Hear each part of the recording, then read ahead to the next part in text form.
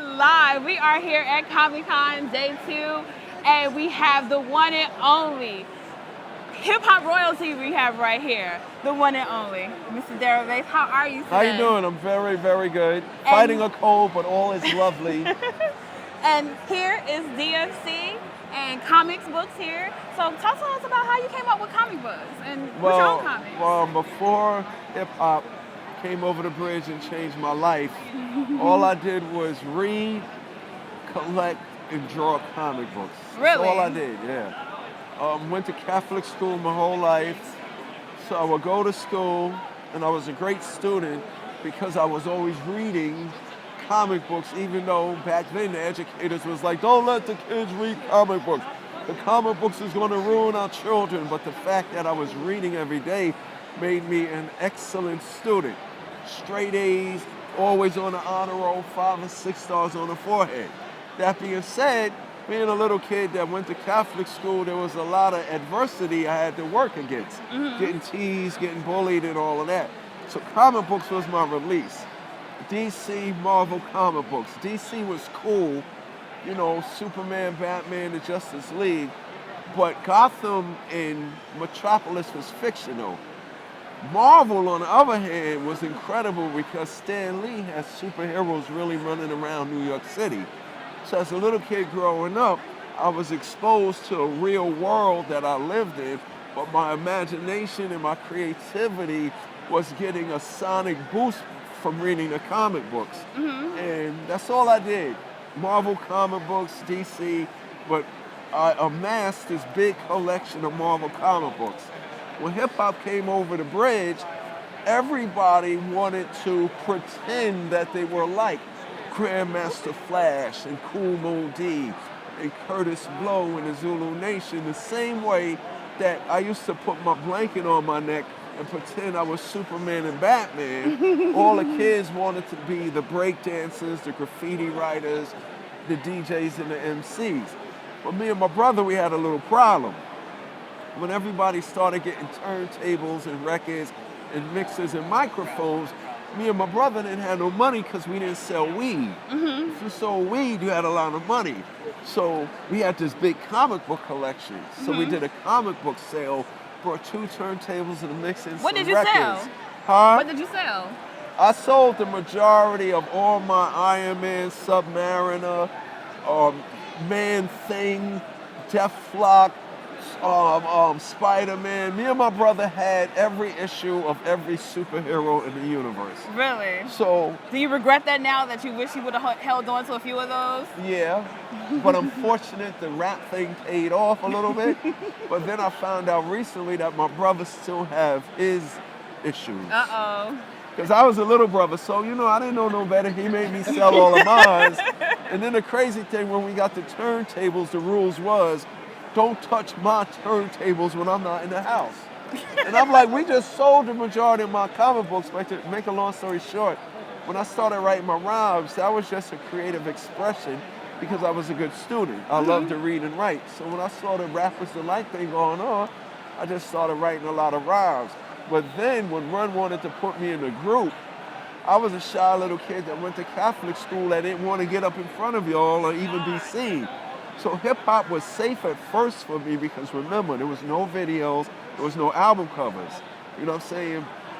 So I could make these records with Run and not be seen. Like, I was actually standing in St. John's University and my record was on, but nobody knew it was me. I didn't know that once the record got hot, you had to get up on stage and perform it for people. So my confidence to get up on stage came from everything that was inspired to me in the comic books. Marvel comic books taught me about the city that I lived in, exposed me to diverse characters and a multitude of great human relation and emotional situations that allowed me to function and survive as a little kid that was getting picked on and bullied, just trying to make it to be a little kid and survive and get to be a teenager. But when I started writing my raps, I needed a place to draw from. And Marvel comic books taught me something that was important in life. You define yourself with the adjective or word that describes you, and then you tell the world who you are. For instance, the amazing Spider-Man, the incredible Hulk, the Invincible Iron Man. So when I got into hip hop, I was like, I'm going to just pretend to be the most powerful entity in the hip hop universe. I will become the devastating, mic controlling DMC. That's where I got the DMC from. Nice. And then on another record, I'd be the microphone master DMC. And then as my career went on, I was always drawn from the inspiration and creativity that comic books instilled into me. For example, Thor is the mighty Thor, who is the son of Odin from Asgard. He has a brother named Loki. So I was like, if Thor's from Asgard, his father's named Odin, he got a brother named Loki. My name is Darryl. I come from Hollis. My brother's name is Alfred, and my father's name is Byford. So I became son of Byford, brother of Al. Banner's my mother and runs my pal. It's McDaniels, not McDonald's. These rhymes are Darryl's, those burgers are Ronald's. I ran down my family tree.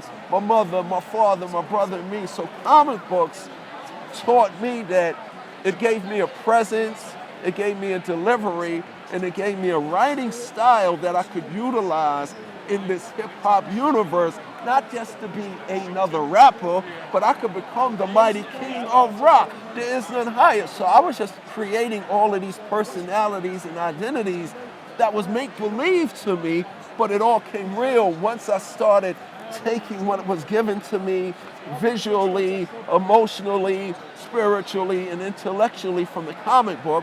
I utilized all that power, and it manifests itself on this plane. And that's how the whole idea for doing the book came about, because while I was doing that, not knowing that make-believe really means make them believe, make them believe. I thought it was a plaything, but it really started happening. So when I did the comic book, Riggs Morales, who was working with Eminem from Shady Records all these past couple of years to build that mighty empire, he convinced me to do a comic book because he said, DMC, you can do everything you've done with your music, but even more with a comic book. So it was like comic books was my first love. Hip hop allowed me to express those gifts and that power that was given to me. But now everything that I've accomplished musically, I can go back to the first love and do it all over again to impact generations, the same thing that my music That did. is so cool. How many issues do you have? I have issue 1 and 2 is out now. Issue 3 will be out at the top of the year. I'm glad that you said that you were Yes. such a studious child. Yes. Because I find that a lot of, especially black comic creators and illustrators, they all have educational backgrounds. They're all Yes. like professors or teachers. So one of the big things that we talked about at the Schomburg was literacy in comics. Right. And giving children, especially in urban communities, more comics to read to increase their vocabulary and their literacy. Right, you don't take the comic book. I'm very glad you said that. When I was growing up in the late 60s and the late 70s, all the teachers were saying take the comic books away from the kids because it's not the textbook and it's not the books that they're getting in school. But you gotta understand something. The books in school was cool, right? But comic books did something the textbooks and the workbooks could never do. For instance, in history, they taught me about World War II. You know what I'm saying? The Nazis, Hitler, and the Axis and all of that. But when I went home and read my comic book, Captain America took me there. So when I came back Friday to ace the test, this is easy for me because I was in World War II with Captain America. It's one thing reading something, but it's another thing reading something and being able to experience and feel the emotions that was there. For instance, in school, in science class, they teach you about the non-planets. Well, one little kid said, excuse me, Mr. DMC, because I'm 50 years old now. Excuse me, Mr. DMC, there's not 9 planets no more, there's only 8 planets because Pluto's not a planet no more. I was like, that's very studious of you, young man, because I always thought Pluto was a planet. But to make a long story short, they teach me about the planets in science class. The Earth, the Moon, the stars, the ring around Saturn. But when I come home and read the Silver Surfer takes me there. You gotta understand something. Because I was reading comic books made me a good student, made me to be able not to just participate in hip hop and not be afraid. Why do you say, look, I never sold drugs. I never was in a gang. I don't want to get shot because it hurts. So when it was time for me to rhyme, what did I say that was more powerful than a gun and a knife and a bat going up somebody's side of somebody's head? I'm DMC, in the place to be. I go to St. John's University, and since kindergarten I acquired the knowledge. After 12th grade, I went straight to college. So all of those things go together to make our so-called less fortunate young brothers and sisters in our neighborhoods. Okay, maybe these kids don't have the access to the computers. Maybe these kids don't have access to all this technology. We don't need technology. Trying to bring technology to these kids in the blink of an eye, that's going to take some time, but we can always give them a book. You can do so much. You can do so much. You can do things, you can go places, and you can receive so much more by just being able to read. You know what I'm saying? Very true. So the beautiful thing about that, you can never be a computer whiz unless you learn to read first. You know what I'm saying? So comic books is a huge part of educating our young people, whether they're black, white, Puerto Rican, Spanish, or Asian. True, very true. Now, this year, are you going to be at the hip hop panel? Yes, I will. This Sunday at 3:30, I will be on the hip hop panel. Okay, rightfully Yes. so. And I'll be at the next thing at the Schomburg this year. Good, I'll in be there January. too. Yep. Exactly. My question to you, this is the first Comic-Con I've been to that has so many diversity panels. Yes. What do you think about this whole movement of, do you feel like we're making social media and black nerds are making powerhouses like Marvel, DC, and other publishers notice us as far as we are an audience, a lucrative audience as well? Right. Or do you think they're just fed up with us complaining about it? No, I don't think they're fed up with us about complaining about it. I think what has happened in the last couple of years, a lot of us geeks and nerds are not ashamed of being geeks and nerds anymore. You know what I'm saying? There was a time when it was underground. You didn't tell nobody. You know what I'm saying? Like, when I went to the meeting with Riggs, it was for music. And I sat down with Riggs. We was having a music meeting. Riggs Morales at Atlantic Records. I sit down for the music meeting, and he goes, yo, I usually stay on track with the business and keep it all professional, but I need to go off track, GMC, because, and he used these words, you was like my superhero. And he just asked me, what was it like when you was a kid? And I was like, well, I went to Catholic school my whole life. All I did was read and draw comic books. And when I said that, we sat there for 3 hours and we talked about comic books. Now, if I would have never been not ashamed to tell him that, he would have never known that. But he would have never told me because he was in there trying to post. You know, this is just hip hop. And what does that say? Being a geek and nerd is one of the coolest, most gangster, most powerful, nobody in the world is cooler than a geek or nerd. Why? We control everything and we can create, well, we don't control everything.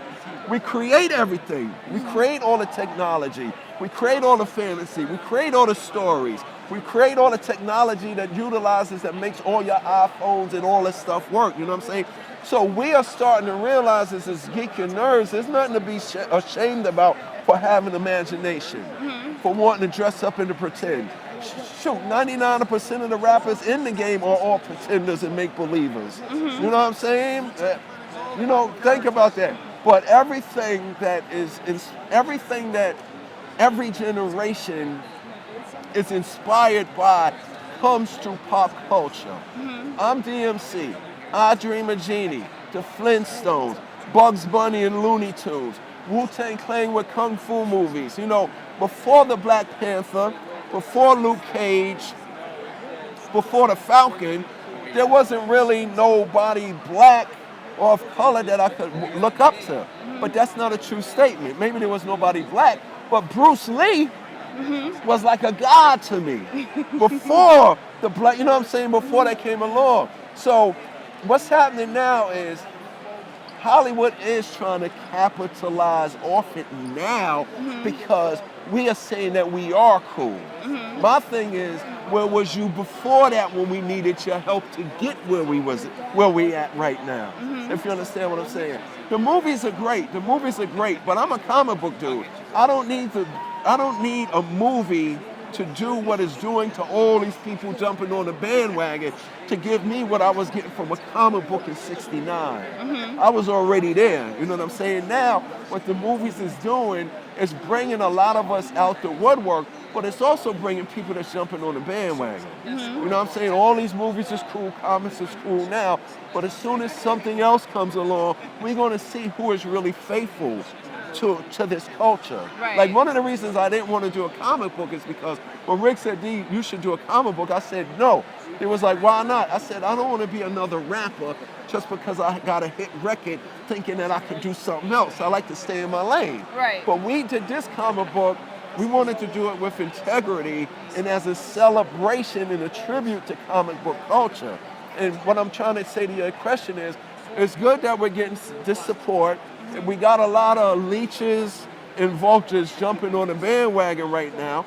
But when we reach to the point when it's time to introduce somebody new, you know what I'm saying?